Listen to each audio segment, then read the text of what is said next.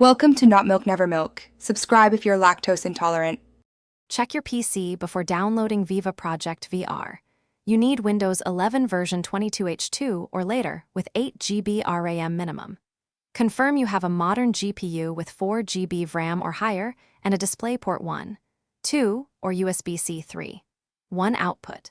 Allocate at least 15 GB free storage and a 50 Mbps internet connection for downloads and updates. Sign in with your Microsoft account and enable developer mode in settings if prompted. Open Microsoft Store or the official beta hub to find Viva Project VR.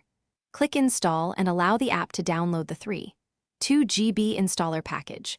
When Windows asks, grant permissions for microphone, camera, and mixed reality services. Run the installer and follow on-screen prompts to pair your headset and controllers.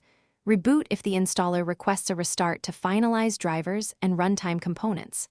After reboot, launch Viva Project VR from your Start menu or library.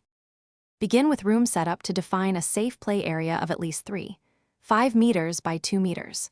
Put on the headset and run the in-app calibration to adjust IPD, eye tracking, and controller alignment. Follow guidance to update firmware for headset and controllers if prompts appear. If you experience performance lag, lower render scale to 75% or change the refresh rate to 72 Hz.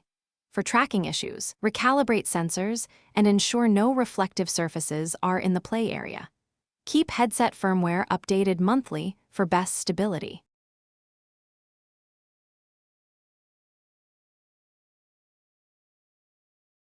Thanks for watching. If this was helpful, leave a like and consider subscribing. See you next time.